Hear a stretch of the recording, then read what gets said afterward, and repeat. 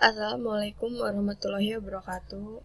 Saya Putri Anggraini dengan NPM 2175363 dari Program Studi Manajemen Informatika kelas 4B. Pada kesempatan kali ini saya akan mempresentasikan modul 10 yaitu LAN Security Concept. Nah, apa aja sih yang akan kita pelajari pada modul 10 ini? Dan di sini terdapat beberapa topik.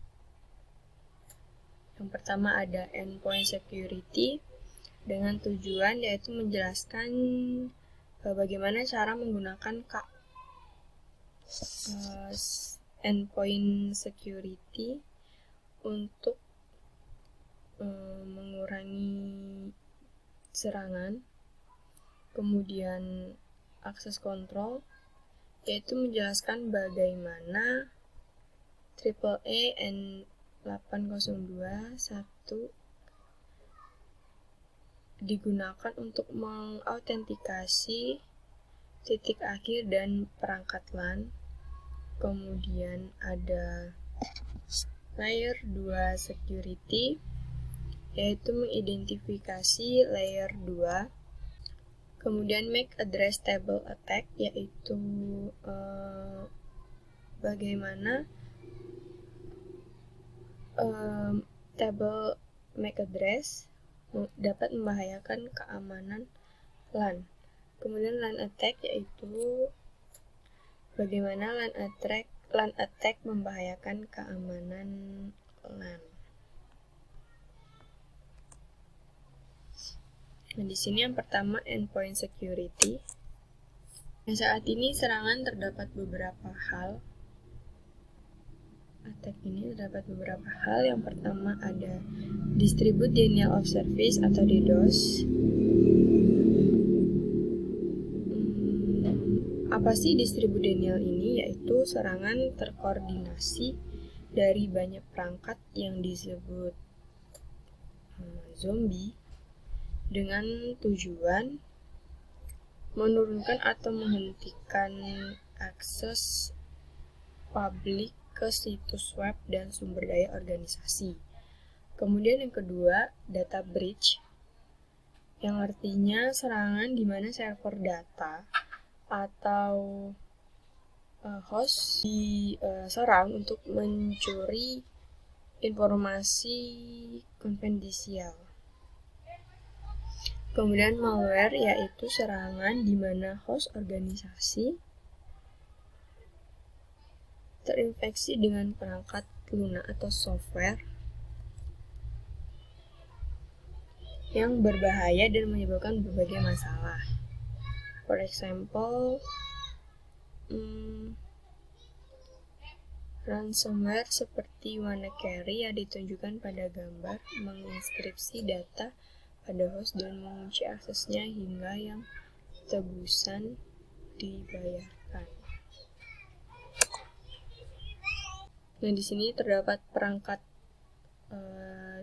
security device. Yang pertama itu ada VPN atau Virtual Private Network, yang dimana root yang mendukung VPN menyediakan koneksi ke pengguna dengan jarak jauh melalui jaringan publik dan ke jaringan perusahaan. Nah, jadi dengan menggunakan jaringan publik ini kita bisa mengakses dengan jarak jauh. Kemudian NDFV yaitu Next Generation Firewall. Di sini menyediakan inspeksi paket yang stateful, visibilitas dan kontrol aplikasi. Kemudian sistem ini Next Generation Firewall, perlindungan malware tingkat lanjut, kemudian pemfilteran URL. Jadi dalam memfilter URL kita menggunakan Next Generation Firewall.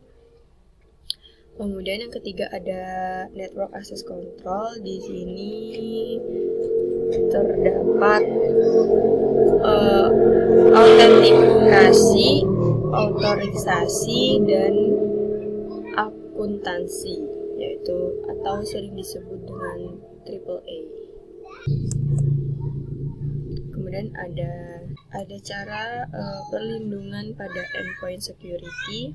Di sini endpoint biasanya terdiri dari laptop, desktop, server, dan telepon IP. Kemudian perangkat milik karyawan yang biasanya disebut sebagai own device. Endpoint sangat rentan terhadap serangan terkait malware. Kenapa? Karena yang berasal dari email atau penelusuran web. Karena endpoint ini biasanya menggunakan fitur keamanan berbasis host tradisional seperti antivirus, anti-malware, kemudian firewall berbasis host, dan sistem penjagaan instruksi berbasis host. Nah, kemudian yaitu Cisco Email Security Appliance atau ISA tadi.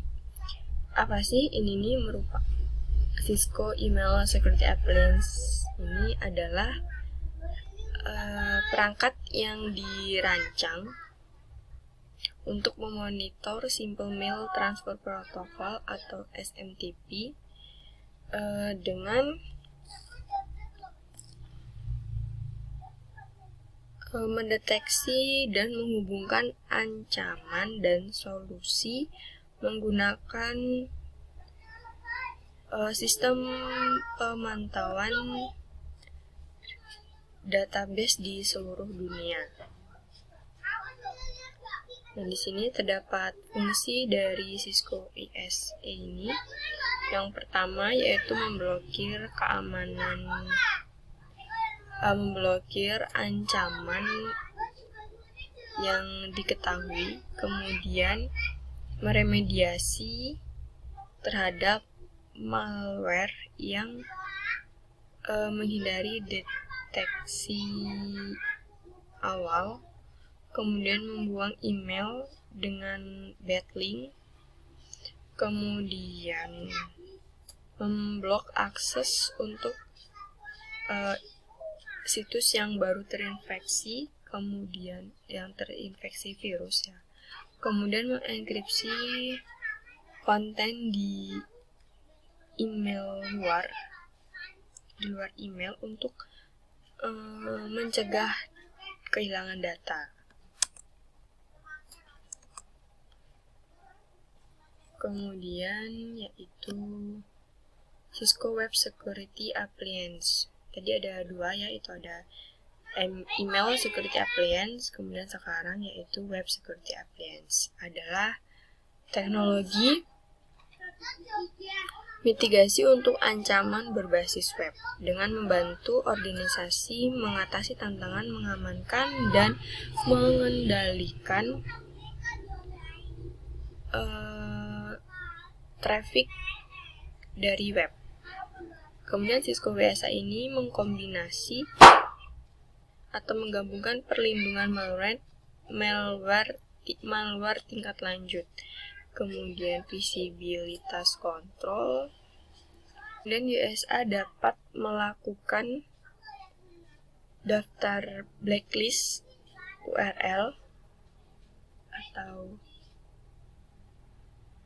daftar hitam, kemudian memfilter URL, kemudian enskripsi dan deskripsi pada traffic web. Kemudian kita ke topik yang kedua, yaitu access control. Di sini dalam access control, yang pertama kita autentikasi dengan local password. Terdapat banyak jenis autentikasi yang dapat dilakukan pada device, dan masing-masing metode menawarkan berbagai tingkat keamanannya. Nah, metode yang paling sederhana yaitu remote access autentikasi, yaitu mengkonfigurasi kombinasi login dan password, kemudian VTE lines dan output kayak gini. Line VTE 04, kita beri password. Ini namanya autentikasi dengan local password. SSH adalah bentuk akses jarak jauh yang membutuhkan username dan password. Kemudian username dan password dapat melakukan autentikasi lokal. Nah, tadi. Kemudian local database memiliki beberapa keterbatasan. Yang pertama, user akun harus dikonfigurasi secara lokal di setiap perangkat dengan tidak scalable. Tadi kita sudah menyinggung tentang AAA components, yaitu ada autentikasi, autorisasi, dan akuntansi. Nah, jadi AAA ini cara kerjanya seperti ini. Untuk mengontrol siapa yang diizinkan mengakses jaringan itu adalah autentikasi. Kemudian yang dapat mereka lakukan saat berada di sebuah server yaitu otorisasi, kemudian yang mengaudit tindakan apa yang mereka lakukan saat mengakses jaringan yaitu akuntansi. Pertama kita jelaskan dulu autentikasi AAA lokal menyimpan username dan password secara lokal di device jaringan seperti router Cisco. Kemudian user akan mengautentikasi terhadap database lokal. Kemudian lokal AAA ideal untuk jaringan kecil. Jadi untuk menggunakan jaringan kecil, kita bisa menggunakan lokal AAA autentikasi. Kemudian server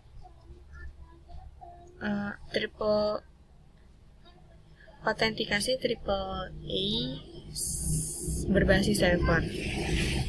Dengan menggunakan server, metode ini router akan mengakses server AAA. Kemudian, server tersebut berisi username dan password untuk semua user. Kemudian, router user menggunakan protokol remote authentication dial-in user service, yaitu Radius, atau terminal access control system untuk berkomunikasi dengan server. Kemudian ketika terdapat multiple router dan switch berbasis AAA berbasis server ini sangat lebih tepat digunakan. Kemudian otorisasi bersifat otomatis dan tidak mengharuskan pengguna atau user untuk melakukan langkah tambahan setelah autentikasi. Jadi otorisasi ini otomatis dan fleksibel. Jadi tidak mengharuskan user untuk melakukan tindakan setelah diautentikasi tadi. Nah, otorisasi mengatur apa yang dapat dan tidak dapat dilakukan user di jaringan yang setelah diautentikasi tadi.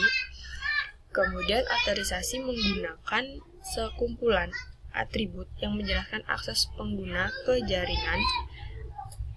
Dengan atribut ini digunakan oleh server untuk menentukan hak istimewa atau determine privilege. Kemudian akuntansi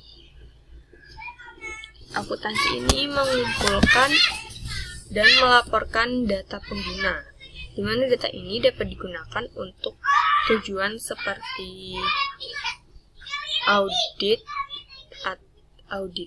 atau billing atau penagihan. Data yang dikumpulkan mungkin mencakup waktu koneksi, perintah yang dijalankan, jumlah paket, dan jumlah byte.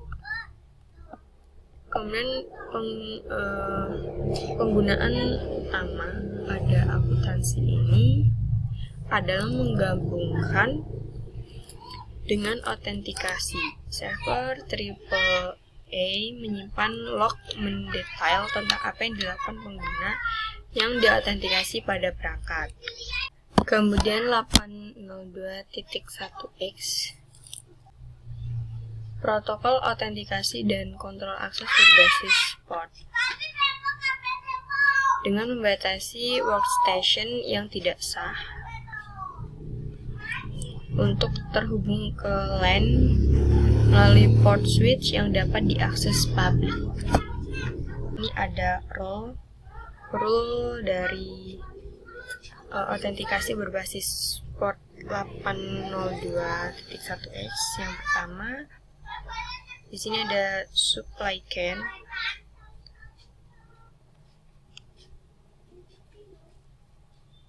Nah, pada perangkat supply can ini, yaitu klien, dia akan menjalankan perangkat atau software dengan klien yang sesuai dengan 802 yang tersedia untuk perangkat berkabel atau nirkabel. Kemudian dari supply can ini, dia akan mengautentikasi yang dilakukan oleh switch sebagai autentikator. Di sini switch bertindak, perangkat switch ini digunakan sebagai perantara antara klien atau supply can ini dengan server autentikasi. Nah, di sini dia berada di tengah. Nah, dia akan meminta informasi pengidentifikasi dari klien untuk memverifikasi informasi itu dengan server autentikasi. Nah, dia akan minta informasi dari klien ini, kemudian akan diberikan ke server autentikasi. Nah, pada server autentikasi ini, server memvalidasi identitas klien yang diberikan oleh autentikator ini pada switch ini. Kemudian dia akan memberikan izin atau tidak diizinkan untuk mengakses LAN dan beralih switch. Topik ketiga yaitu layer 2 security. Layer 2 vulnerabilities. Pada topik ini kita akan mempelajari tentang cara mengamankan LAN dengan berfokus pada frame yang ditemukan pada layer 2 dan pada switch. Nah, model OC ini dibagi menjadi 7 lapisan. Ini ada 7 lapisan yang bekerja secara independen satu sama lain. Nah, 7 layer itu ada physical, data link, network, transport, session, presentation, dan kemudian application. Di mana physical ini yaitu physical link, kemudian data link ini untuk menginisialisasi compromise Ethernet frame, kemudian network yaitu IP address, transport protocol port, session, presentation, dan application itu HTTP, HTTPS, POP3, IMAP, SSL, dan SSH, dan masih banyak lagi. Suite attack kategori. Di sini ada MAC table attack, yaitu mencakup MAC address, serangan MAC address, kemudian VLAN attack mencakup serangan VLAN hooping dan VLAN double tagging yang termasuk serangan antar perangkat pada VLAN umum. Kemudian kemudian DHCP attacks, termasuk DHCP starvation and DHCP spoofing attack. Kemudian ada ARP attack, address suppressing attack, dan STP attack. Kita diberikan solusi untuk membantu mengurangi serangan pada layer 2. Di sini ada port security, kemudian DHCP snooping, dynamic ARP inspection atau DAI, dan IP source guard. Nah, solusi pada layer 2 security ini tidak akan berjalan secara efektif jika protokol manajemennya tidak diamankan.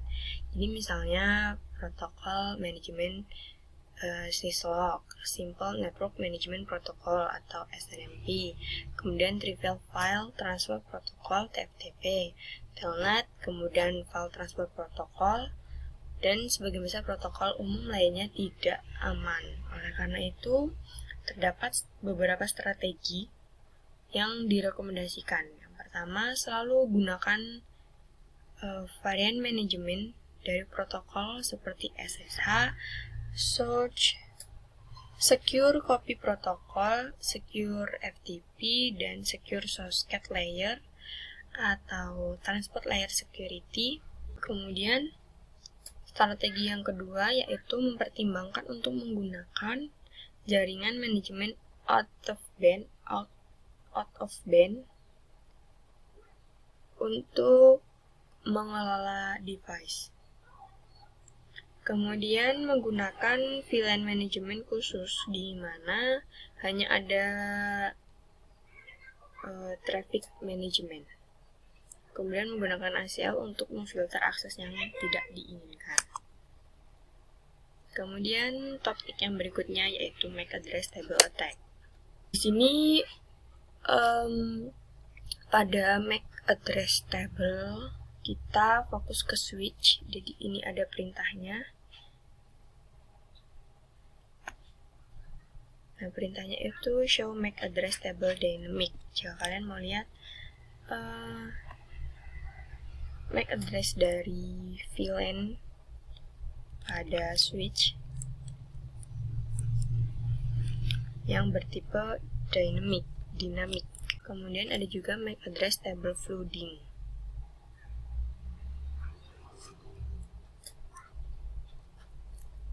Catatan pada traffic flooding hanya di dalam LAN atau VLAN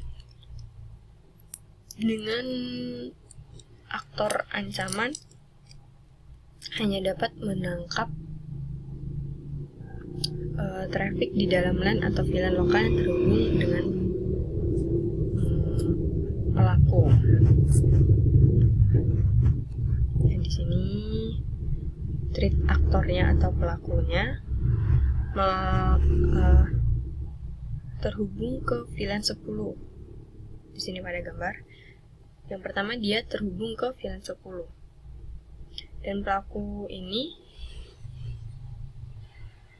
menggunakan Markov attack untuk secara cepat menghasilkan banyak alamat MAC dan IP tujuan. Kemudian yang kedua, pada VLAN 10, dalam waktu singkat, tabel MAC ini akan terisi, tabel MAC switch ini akan terisi atau overflow. Kemudian yang ketiga, alur yang ketiga yaitu saat tabel MAC overflow, switch akan mulai flooding pada semua frame yang diterimanya selama Markov ini terus berjalan pada tabel MAC tetap penuh dan switch terus flooding pada semua frame yang masuk terkait VLAN 10 ini. Nah, kemudian yang keempat, pelaku ini dia kemudian menggunakan software packet snapping untuk menangkap frame dari setiap dan semua device yang terhubung ke VLAN 10. Kemudian mitigasi pada MAC address table. Nah, tadi kita sudah menyebutnya Markov. Apa sih Markov itu? Markov ini sangat berbahaya karena bahwa penyerangan dapat membuat serangan overflow pada tabel MAC dengan sangat cepat, kayak tadi yang pada gambar sebelumnya tadi, dia akan overflow. Nah, untuk mengurangi mitigasi MAC address table yang overflow tadi, administrator jaringan harus menerapkan keamanan port. Jadi kita harus mengamankan portnya dengan keamanan port yang hanya akan mengizinkan sejumlah alamat MAC sumber tertentu untuk di dalam port. Nah, kemudian kita ke LAN attack. Yang pertama yaitu VLAN hopping attack. Nah, di sini pelaku ini attacker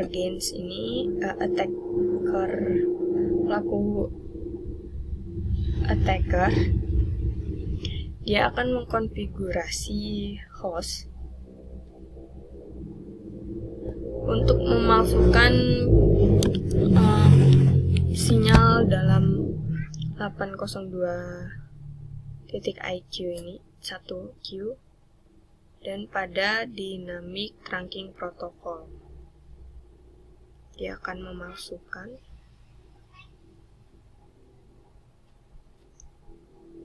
kemudian jika berhasil, switch membuat link trunk.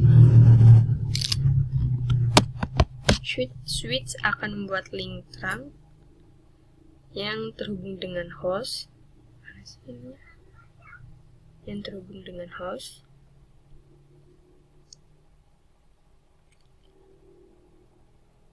Kemudian pelaku ini dapat mengakses semua VLAN pada switch. Kemudian serangan VLAN double tagging. Di sini terdapat beberapa step, ada 3 step. Yang pertama,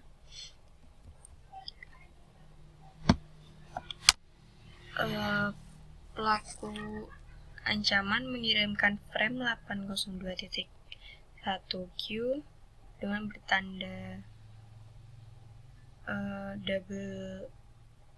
double tag ke switch, kemudian memiliki tag VLAN dari aktor ancaman yang sama dengan VLAN asli dari port trunk. Kemudian step kedua yaitu frame arrive pada switch pertama yang terlihat pada tag 802 ini 4 byte pertama. Switch melihat bahwa frame ditunjukkan untuk VLAN 10 yang merupakan VLAN asli dari switch yang merupakan VLAN asli. Kemudian switch menuliskan paket ke semua port VLAN 10 setelah menghapus tag VLAN yang asli.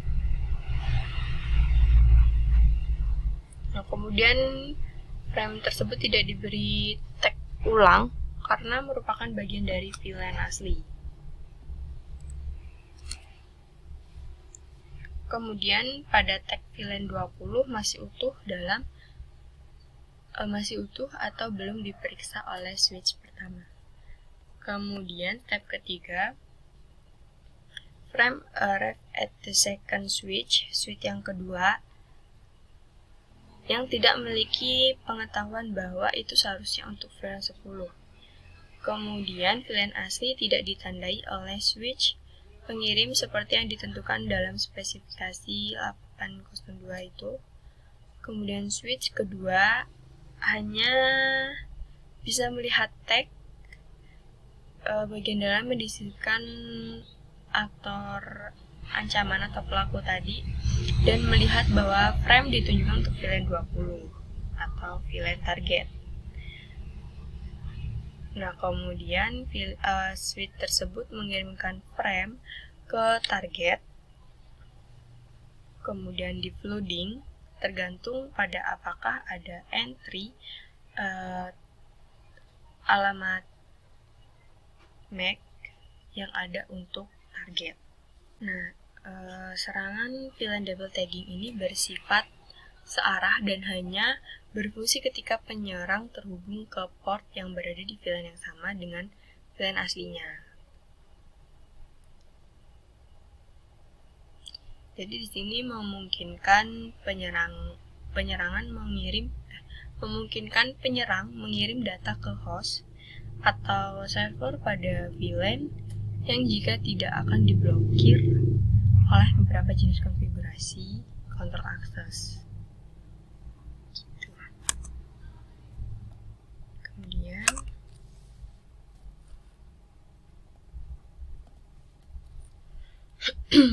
mitigasi VLAN attack. Sebenarnya serangan ini dapat dicegah dengan menerapkan panduan keamanan terang berikut. Nah, di sini yang pertama kita harus menonaktifkan trunking pada semua akses port, kemudian menonaktifkan trunking otomatis pada link terang sehingga terang harus diaktifkan secara manual. Kemudian pastikan bahwa native VLAN atau VLAN asli hanya digunakan untuk link terang. Kemudian DHCP message atau pesan DHCP. DHCP server secara dinamis memberikan informasi IP, konfigurasi IP termasuk alamat IP, subnet mask, gateway default, server DNS, dan lainnya kepada klien. Nah, di sini urutannya.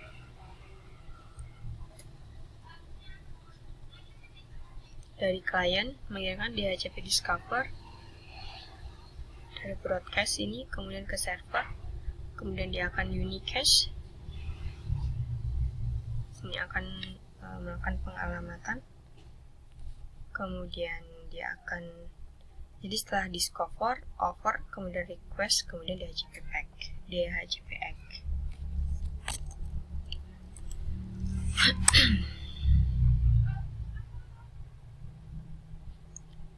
Serangan DHCP terdapat beberapa, yaitu serangan DHCP starvation,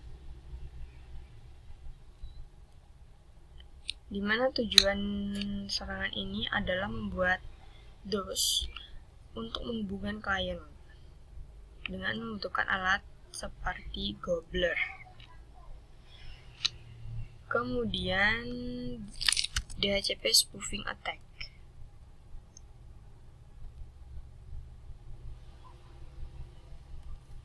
Sini akan memberikan beberapa informasi. Yang pertama, gateway default yang salah, kemudian DNS server yang salah, kemudian IP address yang salah. Kemudian ARP attack. Menurut ARP request, di sini klien diizinkan untuk mengirim feedback ARP yang tidak diminta disebut dengan ARP reply. Kemudian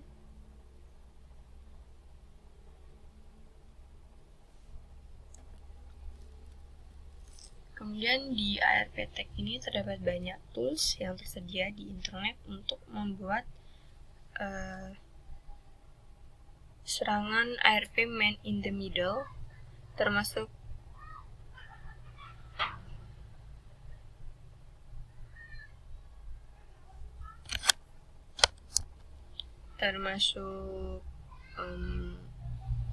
can enable, ethercap, Yesernia, dan lain-lain. Kemudian IPv6 menggunakan ICMPv6 Neighbor Discover Protocol untuk resolusi layer 2 dengan menyertakan strategi untuk mengurangi spoofing neighbor advertisement yang mirip dengan cara pencegahan IPv6. untuk feedback ARP palsu atau reply. Kemudian ARP spoofing and ARP poisoning dikurangi dengan menerapkan dynamic ARP atau DAI, dynamic ARP inspection. Kemudian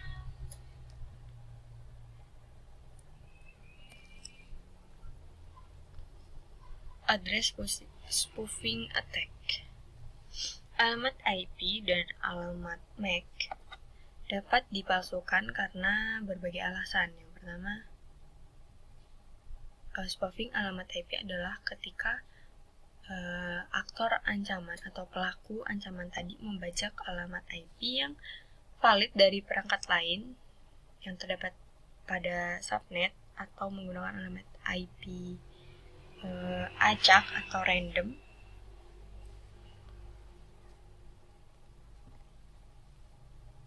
Yang kemudian spoofing alamat IP ini sulit untuk dikurangi, terutama jika digunakan di dalam subnet tempat IP itu berada.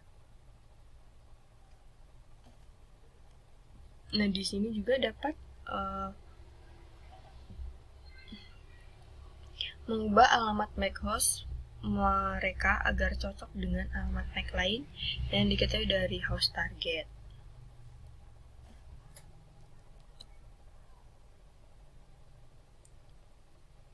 Saat host target mengirim traffic, switch akan memperbaiki kesalahan.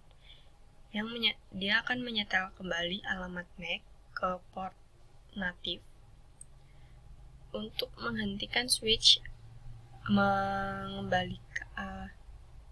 menghentikan switch dengan penetapan port ke keadaan yang benar.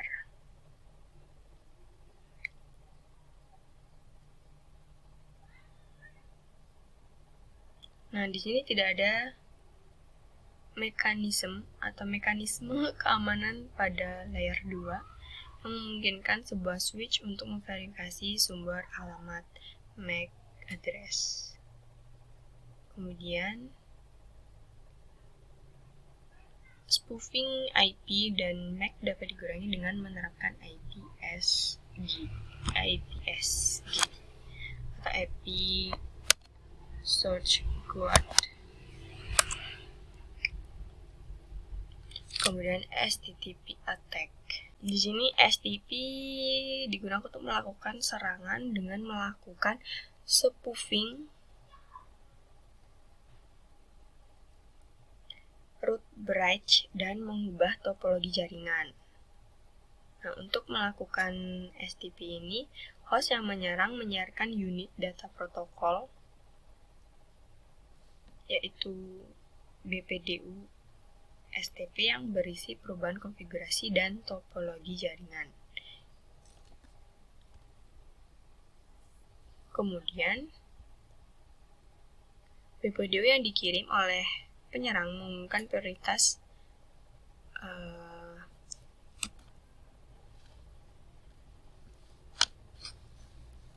BPDU ini yang lebih rendah dalam upaya untuk terpilih sebagai jembatan akar root bridge. Kemudian serangan STP ini dimitigasi dengan mengimplementasikan BPDU guard di semua port access. BPDU guard ini dibahas secara lebih rinci nanti di dalam kursus.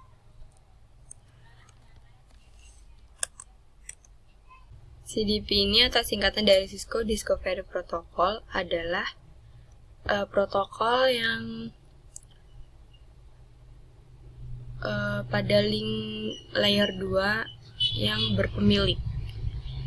Protokol ini diaktifkan di semua perangkat Cisco secara default dengan secara otomatis menemukan perangkat lain yang mendukung CDP dan membantu mengkonfigurasi koneksi keduanya secara otomatis.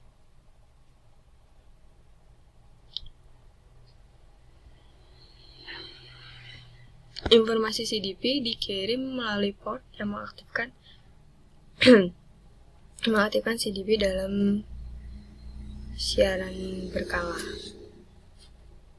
Kemudian informasi tersebut berguna dalam pemecahan masalah jaringan. Di sini informasi CDP mencakup IP address pada device, iOS software version, platform, capability, dan native VLAN. Kemudian untuk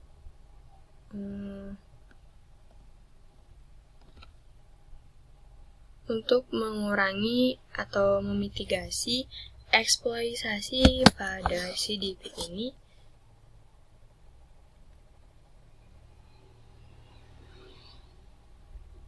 kita bisa membatasi CDP pada perangkat atau port, misalnya dengan menonaktifkan CDP pada edge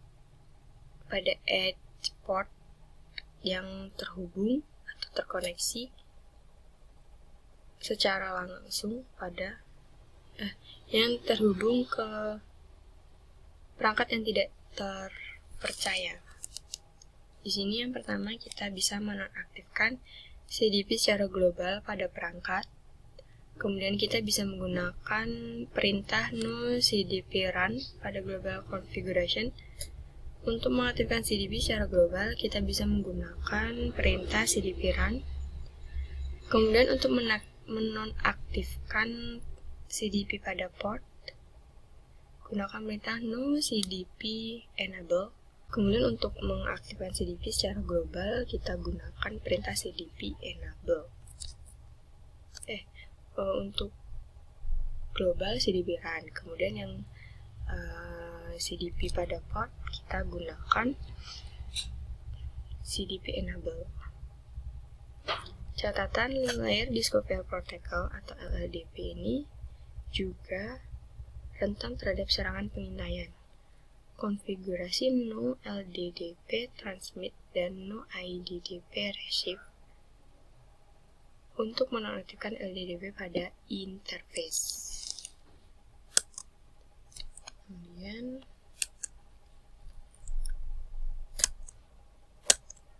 mungkin itu tadi topik terakhir. Jadi mungkin itu saja yang bisa saya sampaikan. Kurang lebihnya saya mohon maaf. Terima kasih dan wassalamualaikum warahmatullahi wabarakatuh.